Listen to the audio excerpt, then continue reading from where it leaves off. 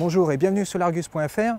La Renault Zoé, vous la connaissez tous, elle a été lancée en 2013 et c'est le modèle électrique de Renault, mais elle a fait son temps et maintenant elle va laisser place à une seconde génération. Au niveau esthétique, la nouvelle Zoé évolue peu, on pourrait même croire à un restylage. La plupart des modifications sont à l'avant. On remarque de nouvelles optiques qui sont désormais 100% LED sur toutes les versions, avec une nouvelle signature lumineuse. On a un capot qui est un peu plus nervuré, un logo plus imposant, et également une nouvelle partie basse qui intègre désormais des anti-brouillards. Au niveau du profil, cette Zoé ne change pas et c'est pas vraiment surprenant puisqu'en fait elle conserve la même plateforme, donc même longueur, même largeur. En revanche, maintenant elle peut adopter des jantes qui vont jusqu'à 17 pouces. Enfin à l'arrière, il n'y a que les feux qui changent puisqu'ils adoptent un nouveau graphisme et désormais les clignotants sont à défilement. Et maintenant, on va vous parler des intérieurs. Alors nous voici à bord de l'ancienne Zoé. Alors c'est vrai qu'elle accuse un peu le poids des ans, hein. On le voit au niveau esthétique, on a une console centrale qui n'est pas hyper bien intégrée, on a un petit écran tactile, on a tout de même une dalle numérique, mais qui est assez petite, plutôt en format panoramique. Et puis le défaut de cette Zoé, c'est la qualité de finition, c'est-à-dire que les plastiques ne sont pas de très bonne qualité. Dernier point, c'est qu'on a une assise qui est un peu haute et on n'a pas de réglage en hauteur. Et maintenant on va aller voir dans la nouvelle Zoé si Renault a fait des efforts.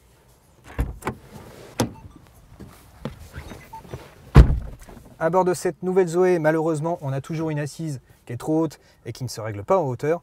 En revanche, pour tout le reste, tout est neuf, ou presque, c'est beaucoup plus moderne. On a une dalle numérique de 10 pouces sur toutes les versions. On a un écran tactile en position verticale de 7 ou 9,3 pouces à partir de la finition intense. Donc il intègre le nouveau système multimédia EasyLink.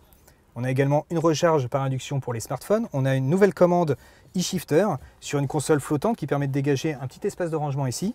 On a également un frein de parking électrique.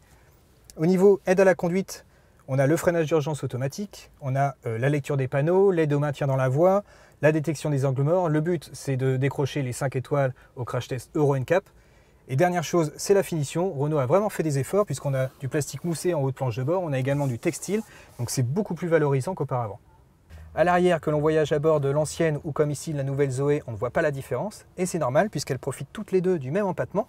Donc on a la même aisance au niveau des genoux. En gros, deux adultes voyageront dans de bonnes conditions. On a assez d'espace, on profite d'une banquette qui est plutôt confortable, qui est moelleuse. Désormais, on a droit à 2 prises USB. En revanche, on a les genoux qui sont un petit peu pliés et ça, c'est dû à la batterie qui est dans le plancher. Et maintenant, on va voir dans le coffre s'il y a des changements. Alors le volume, il reste inchangé. On profite toujours de 339 litres de chargement. Cependant, Renault a soigné les aspects pratiques. Désormais, on bénéficie d'une banquette qui est rabattable en 2 parties. Et puis, contrairement à l'ancienne génération, on ne savait pas quoi faire des câbles. Eh bien, ils ont prévu un petit espace de rangement. Donc, c'est nettement plus pratique. En revanche, c'est vrai que ça vient manger un petit peu d'espace. On voit que Renault a fait des efforts pour moderniser l'intérieur de sa Zoé. Mais le nerf de la guerre pour une voiture électrique, c'est évidemment l'autonomie. Alors, pour ça, ils ont changé la batterie. Auparavant, elle avait une capacité de 41 kWh. Aujourd'hui, c'est 52 kWh. Donc concrètement, c'est 70 km de plus en autonomie. Elle passe donc de 320 à 390 km. Et on bénéficie également d'un nouveau mode B qui améliore la récupération de l'énergie à la décélération. Mais ce n'est pas tout puisque son moteur évolue. Alors il passe de 110 à 135 chevaux pour 245 Nm de couple.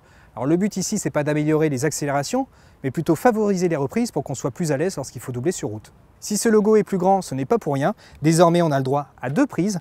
On a toujours la type 2, comme sur l'ancienne Zoé, pour les 22 kW. En revanche, on a une prise combo qui permet de gagner 150 km en 30 minutes.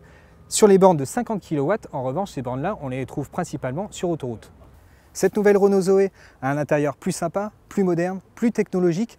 Elle a aussi gagné en autonomie, mais surtout, elle sera plus compétitive, puisque l'ancienne était affichée à 32 900 €. On estime son prix de base à partir de 30 000 €. Elle sera commercialisée en septembre 2019, mais attention, le groupe PSA va se réveiller, puisqu'ils ont prévu de lancer leur version électrique de l'Opel Corsa et de la Peugeot 208. Alors j'espère que cette vidéo vous a plu. N'hésitez pas à liker, à laisser des commentaires, et je vous dis à bientôt sur Argus.fr. Ciao!